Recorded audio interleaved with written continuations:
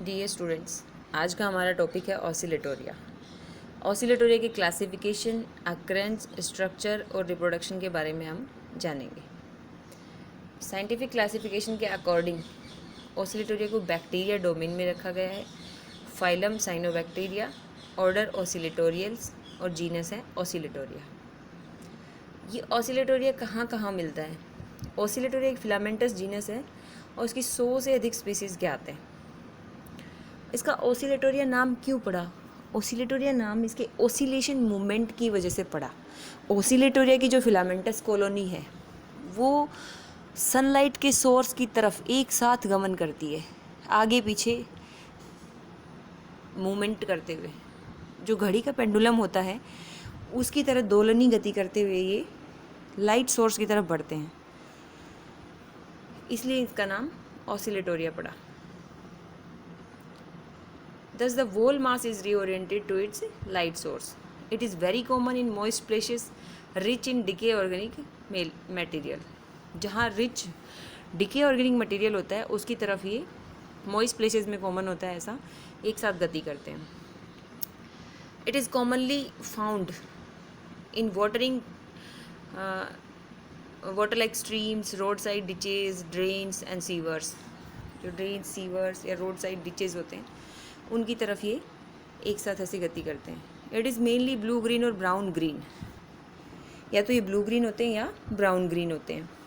It forms thin blue green mucilaginous coating on the surface of flowing water. बहते पानी की जो surface होती है उस पर ये ब्लू ग्रीन लेयर बना लेते हैं, एक म्यूसिलेजिनस लेयर डेवलप हो जाती है। It's one species is found in hot spring. इसकी एक ऐसी स्पीसीज है जो गर्म पानी के झरनों में मिलती है। Oscillatoria formosa and Oscillatoria princeps are symbiotic. Oscillatoria formosa और ऑसिलेटोरिया प्रिंसेप्स दो स्पीसीज ऐसी हैं जो कि सिम्बायोटिक रिलेशनशिप शो करती हैं। They form association with the nitrogen fixing bacteria. ये एंटो फिक्सेशन करने वाले बैक्टीरिया के साथ एसोसिएशन में होती हैं। Some common species are Oscillatoria formosa, Oscillatoria prolificans and Oscillatoria formosa, जिसका हम डिस्कशन कर चुके हैं। ये ऑसिलेटोरिया के फिलामेंट्स आप देख रहे हैं। ऑसिलेटोरिया इस तरह की स्ट्रक्चर होती है, उसमें फिलामेंटस एल्गी है, कॉलोनियल एल्गा है और ये फिलामेंटल स्ट्रक्चर है जिसमें सेलुलर पार्ट्स दिख रहे हैं आपको। आगे हम ऑसिलेटोरिया की एक सिंगल सेल की स्ट्रक्चर भी देखेंगे। ऑसिलेटोरिया की vegetative structure, it's body is composed of single row of cells. Cells की एक सिंगल रो से इसकी बॉडी कंपोज्ड होती है। These cells form trichomes. ये जो तंतु बनते हैं, फिलामेंट बनते हैं, इनको ट्राइकोम्स बोलते हैं। It's trichomes are unbranched and filamentous. Oscillatoria के फिलामेंट जो ट्राइकोम होते हैं वो फिलामेंट्स अनब्रांच्ड होते हैं। They are covered by very thin mucilaginous sheath, और एक बहुत ही थिन म्यूसिलेजिनस सीथ के द्वारा ढके हुए होते हैं ये filaments. All cells of a trichome are similar in shape. सभी सेल्स के ट्राइकोम शेप में सिमिलर होते हैं except apical cell. Apical cell को छोड़ करके। The apical cell are convex at the tip. उत्तलाकार आकृति की होती है एपिकल सेल टिप के ऊपर। All other cells are broader and cylindrical. बाकी सभी सेल्स ब्रॉडर होती हैं और सिलेंडर शेप की होती हैं। In some species the apical cell may end in subacute point. Apical cell subacute point पर एंड में भी हो सकती है। In some cases it may have cap और कैलिप्ट्रा एट द टिप।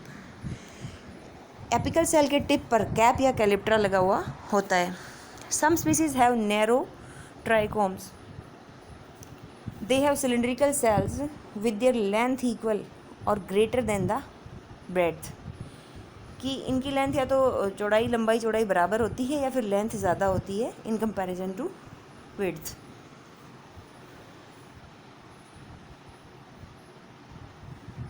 तो ये वेजिटेटिव स्ट्रक्चर हमने अभी देखी, उसमें देखते हैं कि वेजिटेटिव स्ट्रक्चर के बाद में इसकी एक सिंगल सेल की structure. Each cell has outer cell wall. This cell consists of 3 layers. The inner layer is thin cellular layer, medium is pactic layer and outer is mucilaginous layer. एक single cell की structure हम देखें Oscillatoria में तो उसमें cell के चारों तरफ सेल वॉल जो होती है वो 3 लेयर्स में डिवाइड होती है। अंदर वाली जो लेयर होती है वो सेलुलर होती है, बीच वाली पैक्टिक और बाहर वाली म्यूसिलेजिनस लेयर होती है। Protoplasm is composed of 2 parts. Protoplasm 2 भागों में बटा होता है। पेरिफेरल पार्ट होता है, क्रोमोप्लाज्म होता है, रंगीन होता है। एंड इट कंटेन्स पिगमेंट्स, उसमें पिगमेंट्स होते हैं इसीलिए वो रंगीन होता है। Hence it is coloured. The central part of protoplasm is colourless. Central part colourless होता है, रंगहीन होता है। It contains nucleus like material called central body और क्रोमेटिन ग्रेन्यूल्स। जो सेंट्रोप्लाज्म होता है, सेंट्रल पार्ट होता है प्रोटोप्लाज्म, उसके अंदर न्यूक्लियस लाइक स्ट्रक्चर प्रेजेंट होती है जिसको सेंट्रल बॉडी या क्रोमेटिन ग्रेन्यूल्स बोला जाता है। In some colonies pseudovacuole are present. कुछ कॉलोनीज में स्यूडोवैक्यूल भी प्रेजेंट होती हैं। Their reserve food material is glycogen. जैसा कि हमने एल्गी के जनरल कैरेक्टरिस्टिक फीचर्स देखे थे क्लास वाइज, तो हमने जाना कि साइनोफाइजी के मेंबर्स हैं उनमें रिजर्व फूड मटेरियल ग्लाइकोजन होता है। In some cases oil drops may found as reserve food material. कुछ केसेस में ऑयल ड्रॉप्स भी हो सकती हैं। Golgi bodies, endoplasmic reticulum and mitochondria are present in their cells. Golgi bodies, endoplasmic reticulum और mitochondria present नहीं, absent are absent in their cells. जैसा कि हम जानते हैं कि ब्लू ग्रीन एल्गी है वो एक प्रोकैरियोट डिवीज़न के अंदर आता है, तो इसलिए इसमें ये मेम्ब्रेन बाउंड ऑर्गेनेल्स एब्सेंट होते हैं।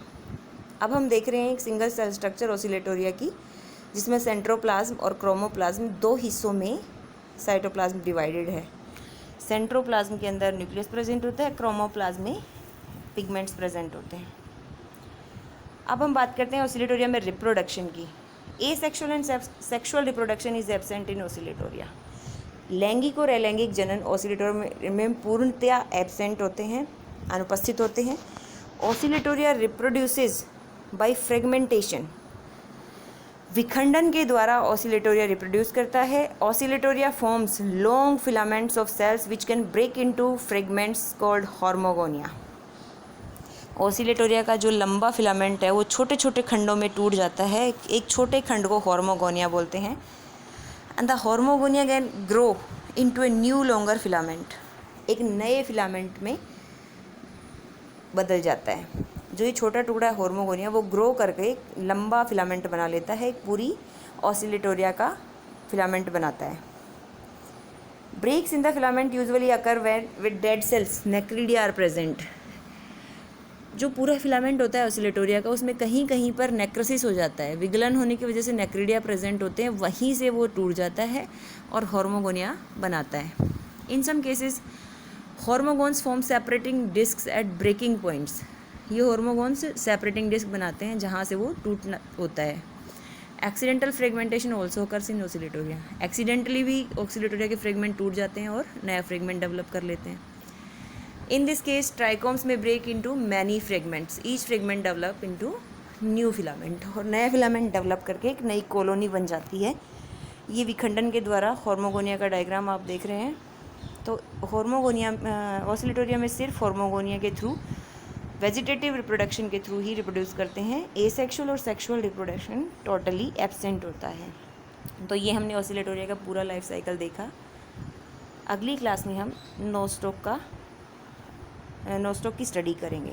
Thank you.